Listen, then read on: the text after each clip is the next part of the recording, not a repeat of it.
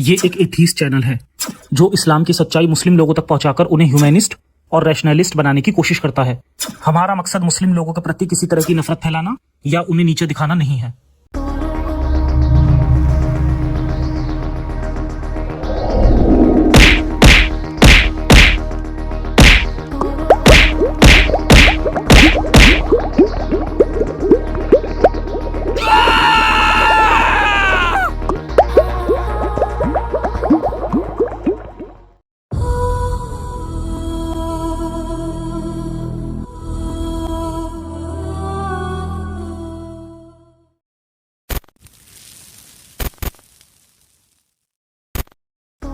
जय हिंद, जय इंसानियत। मैं हूं जफर हेरेटिक, आपका दोस्त, आपका होस्ट। ये कमेंट रिप्लाई सीरीज का 11वां वीडियो है। मोमिन अक्सर कमेंट लिखते हैं कि कुरान में साइंस है। आज की वीडियो में ऐसे कमेंट्स का रिप्लाई दिया जाएगा और मोमिनों को साइंस पढ़ाई जाएगी। तो शुरू करते हैं इंसानियत के नाम से। पहले कुछ फनी कमेंट पढ़ते हैं। आरजू राज का कमेंट, कुरान में 1,24,000 नबियों का जिक्र है जो जमीन पे आए। इस्लाम 1,24,000 साल पुराना है। ओके। आरजू राज जी, कुरान में सिर्फ 25 नबियों का जिक्र है। एक हदीस में नबी ने कहा कि 1,24,000 नबी आए। कुछ लिखने से पहले कुछ पढ़ भी लिया करो। आपके मुताबिक 1,24,000 नबी आए और इस्लाम भी 1,24,000 साल पुराना है। मतलब कि हर साल एक नया नबी। 1 साल का बच्चा तो बोलने भी नहीं लगता, वो नबी क्या बनेगा? हो सकता है अल्लाह ने सबको 1 साल के लिए नबी बनाया हो, मतलब 1 साल बाद एक को हटाकर दूसरे को नबी बनाया होगा। इस तरह 1,24,000 साल में 1,24,000 नबी बनाए होंगे। एक बात समझ में नहीं आई, अल्लाह ने 1,24,000 नबी बनाए, लेकिन हजरत मोहम्मद के अलावा किसी ने अल्लाह का नाम नहीं लिया। कुरान को छोड़कर किसी भी किताब में अल्लाह का नाम नहीं है। अल्लाह के साथ बहुत गलत हुआ, बहुत बेइंसाफी है। आरजू जी, अब से 12,000 साल पहले हिमयुग था, मतलब कि आइस एज। उस समय इंसानों के छोटे छोटे ग्रुप जंगलों या गुफाओं में रहते थे। शायद हर एक ग्रुप में एक नबी हो। आरजू राज के दूसरे कमेंट में बहुत सारी स्माइली हैं। कमेंट में यकीनन चुटकुले लिखे होंगे। अच्छा, तू वाट लगाएगा? औकात है बे रे, औकात है बे, औकात है बे रे रे, औकात है बे। मार दूंगा रे, मार दूंगा, मार दूंगा रे जान से तुझे। आजा तू मुंबई गोवंडी, एड्रेस ले और आजा। Mumbai Govandi, road number 20। आजा रे तू, बस आजा। तेरी औकात बता दूंगा, तू हमारे रसूल के बारे में बोलेगा। तेरी हिम्मत बे, तू आजा बाबू आजा। आजा आजा। मैं इसे लेडी समझ रहा था, ये तो मुंबई के गोवंडी इलाके का भाई निकला। आरजू भाई, अगर इस तरह की ही बातें करनी है तो मर्दों वाला नाम रख लेते। घर की औरतों के नाम से आईडी नहीं बनानी चाहिए। खैर आरजू भाई, आपके बाकी का कमेंट्स नेक्स्ट वीडियो में पढ़ूंगा। नेक्स्ट वीडियो में छपरी लोगों के कमेंट पढ़े जाएंगे। आज का वीडियो समझदार इंसानों के लिए है। काम की बातें करने से पहले एक बिजी बंदे का भी कमेंट पढ़ लेते हैं। इनके पास टाइम नहीं है। मियाँ भाई लिखते हैं, डिबेट कर भाई और जल्दी नेक्स्ट वीडियो ला, मेरा रिप्लाई दे, मैं तेरे लिए खाली नहीं बैठा हूं। मियाँ भाई का दूसरा कमेंट, 14 साल से इस्लाम मिटा नहीं, तू अभी मिटाने की कोशिश कर रहा है। बच्चे तेरे जैसे दुश्मन बहुत मरे पड़े, फिरौन की हिस्ट्री देख ले। मियाँ भाई, पहली बात, इस्लाम 14 साल से नहीं 1400 साल से है। दूसरी बात, मैंने फिरौन की हिस्ट्री पढ़ी है, उस पर वीडियो भी बनाया है। मुझे पता है आप जैसे मोमिनों ने फिरौन की हिस्ट्री नहीं पढ़ी। मौलवी जो कह देते हैं मोमिनों के लिए वही साइंस और हिस्ट्री बन जाता है। तो मियाँ भाई, मेरा वीडियो फिरौन की लाश का पोस्टमार्टम देख लेना, उसके बाद कमेंट में लिख देना झूठ बोल रहा है, बकवास कर रहा है। अब इस्लाम और साइंस का रिश्ता देखते हैं। मोहम्मद रफीक का कमेंट, अल्लाह की कसम जफर तू झूठा है, लोगों को गुमराह करना छोड़ दे। रफीक मियाँ का दूसरा कमेंट, कुरान में 1000 से ज्यादा साइंस की बातें हैं। रफीक मियाँ ने पहले कमेंट में मुझे झूठा बोला और फिर दूसरा कमेंट में दुनिया का सबसे बड़ा झूठ बोल दिया। रफीक मियाँ, एक बात बताइए, 1400 साल से कुरान की ट्रांसलेशन हो रही है, 1400 साल तक उसमें साइंस नहीं मिली। ये पिछले 10-20 सालों में कहां से टपकने लगी? अगर कुरान में साइंस होती तो सबसे ज्यादा साइंसदान मुस्लिम होते, और फिर मदरसे से मौलवी थोड़ी साइंसदान ही निकलते। जबूल हसन का कमेंट, जो कुरान 1400 साल पहले बनी थी जबकि उस टाइम पर साइंस नहीं थी, लेकिन आज भी वो 80% कुरान के अकॉर्डिंग क्यों बनी हुई है? इसके बाद किसी मदरसा ग्रेजुएट ने कृष्णा शर्मा नाम से लिखा है, भाई थोड़ा इस्लाम पढ़, स्टीव जॉब्स भी इस्लाम में बिलीव करता था। साइंस टेक्नोलॉजी इस्लाम की वजह से है, तूने छोड़ दिया तो इसको बुरा मत बोल। कृष्णा शर्मा जी, आपके नाम की तरह आपका कमेंट भी फर्जी है। गूगल में जाकर थोड़ा सा स्टीव जॉब्स के बारे में पढ़ लेते। स्टीव जॉब्स का बाप मुस्लिम था, लेकिन वो ईसाई फैमिली में पला। वो ईसाई था, फिर एग्नोस्टिक बन गया, फिर उसने जैन और बुद्ध धर्म की स्टडी भी की और बुद्ध रिलीजन अपना लिया। साइंस और टेक्नोलॉजी से इस्लाम का क्या रिश्ता है, आज डिटेल में बताऊंगा। मेरे चैनल पे मोमिनों के ऐसे हजारों कमेंट हैं जिनमें ऐसे फर्जी दावे किए जाते हैं। इस्लाम का साइंस और टेक्नोलॉजी से क्या रिश्ता है, आइए समझते हैं। प्रिंटिंग प्रेस की खोज को बहुत बड़ी खोज माना जाता है, लेकिन मुस्लिम उलेमाओं ने 1485 में उसे हराम करार दे दिया। 1515 में उस्मानिया सल्तनत में अगर किसी के पास प्रिंट किताब मिलती थी तो उसे मौत की सजा दी जाती थी। इस्लामी दुनिया में करीब 300 साल तक प्रिंटिंग प्रेस हराम रही। उसके बाद जितनी भी साइंस की खोजें हुई, सबसे पहले उन्हें हराम करार दिया गया। जब देखा कि साइंस के बगैर अब गुजारा नहीं हो सकता, तो उन्हें हलाल करना पड़ा। साल 1901 से 2000 तक, मतलब कि 100 साल में दुनिया की 24% मुस्लिम आबादी ने 0.8% नोबेल प्राइज हासिल किए, मतलब कि 1% भी नहीं। दुनिया में यहूदी सिर्फ 0.2% हैं, मतलब कि आधे से भी आधा फीसदी। उन्होंने 21% से ज्यादा नोबेल प्राइज जीते हैं। करीब 200 करोड़ की मुस्लिम आबादी ने साइंस में सिर्फ 3 नोबेल पुरस्कार हासिल किए, वो भी कुरान पढ़कर नहीं, अमेरिका और ब्रिटेन में स्टडी और रिसर्च करके। एक ब्रिटिश और 2 अमेरिकन सिटीजन थे, उनके नाम ही अरबी थे, वो मोमिन नहीं थे, शायद छुपे हुए एक्स मुस्लिम हो। सिर्फ 1.25 करोड़ यहूदियों ने साइंस में 163 नोबेल प्राइज जीते। साइंस के फील्ड में यहूदियों ने करीब 1.5 करोड़ की आबादी ने 200 करोड़ की आबादी के मुकाबले 55 गुना ज्यादा नोबेल प्राइज जीते, मतलब कि आबादी में 133 गुना ज्यादा और साइंस में 55 गुना कम। कुरान पढ़कर कोई इंसान साइंस का दुश्मन ही बन सकता है, साइंसदान नहीं बन सकता, क्योंकि कुरान की हर बात साइंस की दुश्मन है। कुरान पढ़ने वाले मौलाना आज भी कहते हैं, बेटा जमीन साकिन है। कुरान से साइंस कैसे निकाली जाती है? जोकर नलायक कुरान की सूरह 21 आयत 30 में बिग बैंग जोड़ता है।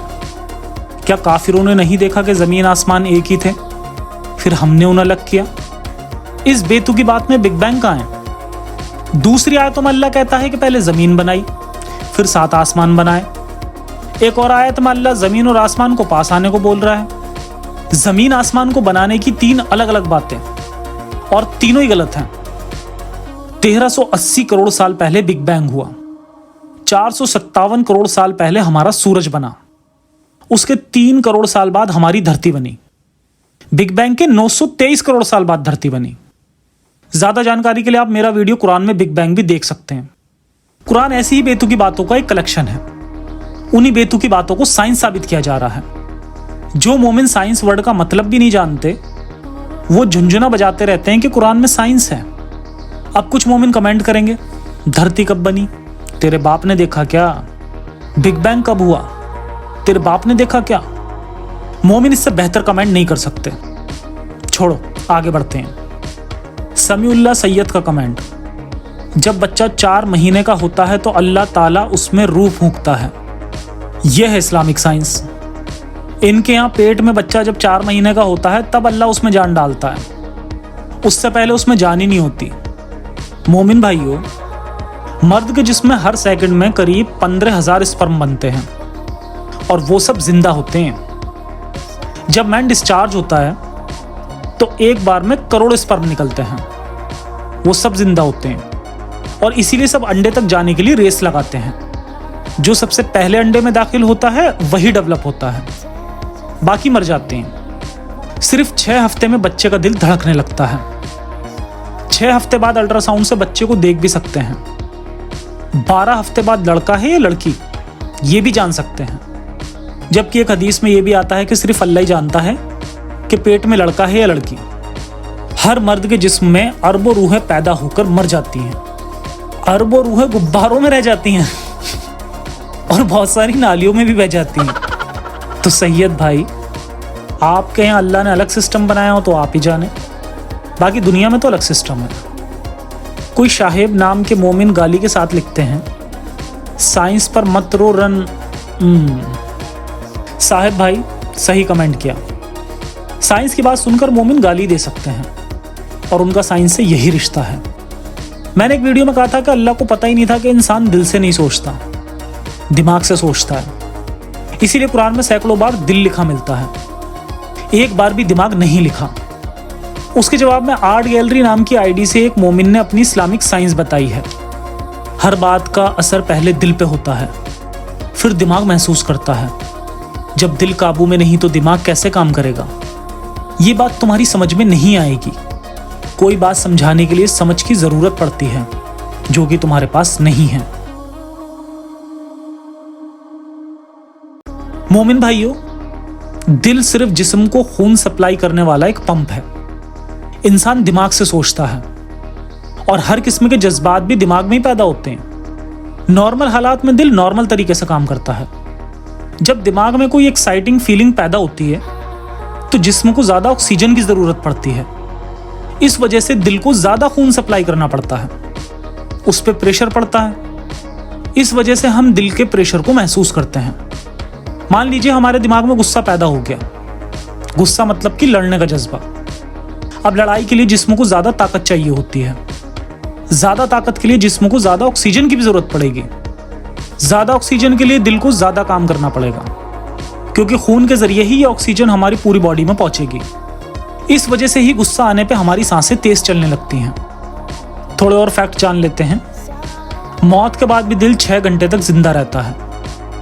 अगर कोई इंसान मरने से पहले अपना जिस्म डोनेट कर दे तो मरने पे उसका दिल भी जरूरतमंद मरीज को लगाया जा सकता है। ये बहुत महंगा ऑपरेशन होता है। हर साल औसतन 3500 हार्ट ट्रांसप्लांट होते हैं। अगर बुरे इंसान का दिल अच्छे इंसान को लगा दिया जाए तो अच्छा इंसान बुरा नहीं बन जाएगा, क्योंकि दिल में कोई जज्बात नहीं होते। पिछले साल जनवरी में एक मरीज को सूअर का दिल भी लगाया गया था। वो 2 महीने जिंदा रहा। सूअर के दिल में एक वायरस था, नहीं तो शायद वो मरीज अब तक जिंदा होता। तो आने वाले कुछ सालों में इंसान के जिस्म में सूअरों के अंग लगाए जाएंगे, क्योंकि सूअर और इंसानी अंगों में बहुत ज्यादा समानता होती है। 7-8 करोड़ साल पहले सूअर और इंसानों के जो बाप दादा थे वो एक ही थे। सना खान जी का कमेंट, साइंस के मुताबिक रोजा रखना सेहत के लिए फायदेमंद है और फिरौन के बारे में रिसर्च करके एक साइंटिस्ट मुस्लिम हो गया। इनका दूसरा कमेंट, साइंस के मुताबिक हलाल सेहत के लिए सही होता है। कुरान में है कि बैठकर पानी पियो।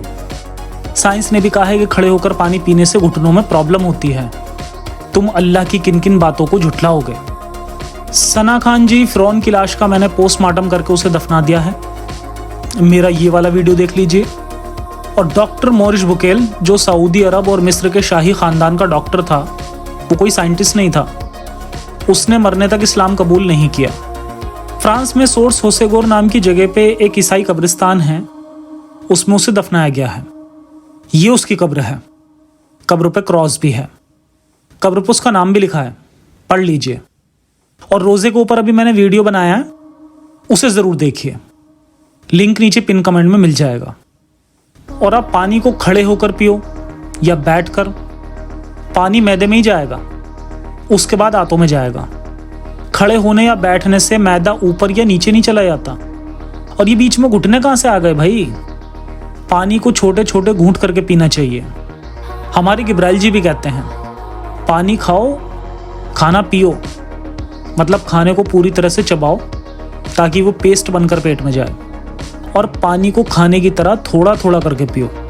उससे भी ज़रूरी बात, खाने के साथ पानी मत पियो।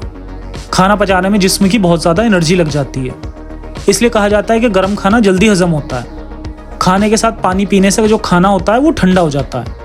जिस्म को और ज़्यादा एनर्जी खर्च करनी पड़ती है और खाना ठीक से पचता भी नहीं है। तो खाने से आधा घंटा पहले और खाने के 45 से 60 मिनट बाद ही पानी पीना चाहिए। लेकिन आपके अल्लाह और नबी इतनी ज़रूरी बात भी बताना भूल गए। आपकी तरह बहुत सारे मोमिन हैं जो हलाल खाने के फ़ायदे, नमाज, रोज़े और वज़ू करने के फ़ायदे बताते हैं।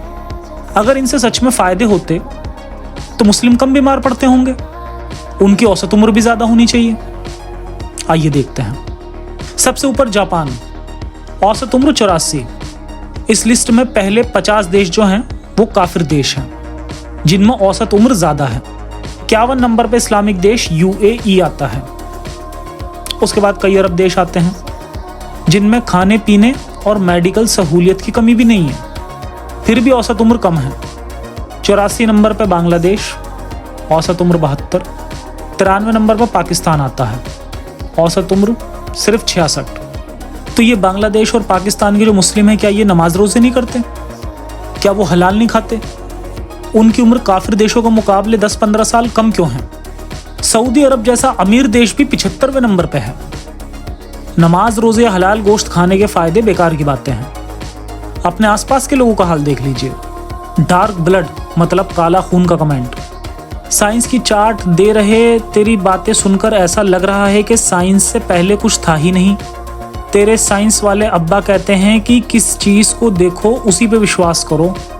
इसका मतलब जो चीज़ देखी नहीं जा सकती उस पर भरोसा नहीं किया जा सकता। अबे, कोशर कुमार नाम की आईडी से किसी मोमिन भाई का कमेंट है, साइंस से किसी को पैदा करके दिखा। एक और कमेंट, साइंस से किसी को जिंदा करके दिखा। कोशर वगैरह जो भी आपका नाम है भाई, अगर आपको साइंस लफ्ज़ लिखना नहीं आता तो बोलकर टाइप कर लेते। जिस साइंस ने आपको मोबाइल दिया है उसमें बोलकर लिखने का भी ऑप्शन दिया गया है। हाँ, अगर साइंस लफ्ज़ बोलना ही नहीं आता तो गलत टाइप होगा। सादिक नदफ का कमेंट, साइंस को तो हम अपनी जूती में रखते हैं।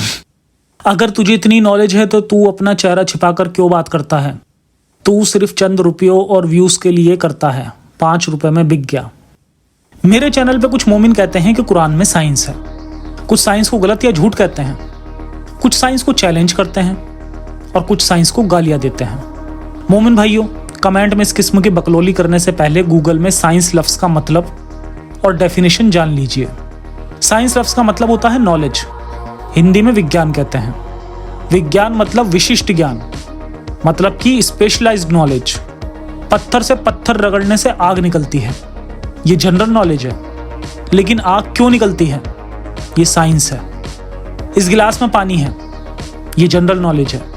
पानी हाइड्रोजन और ऑक्सीजन से बना है, ये साइंस है। हाइड्रोजन और ऑक्सीजन कैसे बनी, उनके एटम में कितने प्रोटॉन, न्यूट्रॉन और इलेक्ट्रॉन होते हैं, वो कैसे बने। पूरी कायनात में जो कुछ भी है, जो कुछ भी हुआ या हो रहा है, उसके पीछे क्या वजह है, क्या, क्यों और कैसे। ऐसे हर सवाल का जो सही जवाब है उसे साइंस कहते हैं। साइंस को झूठ या गलत कहने का मतलब है खुद को बेवकूफ़ कहना। खुद को बेवकूफ़ साबित मत कीजिए।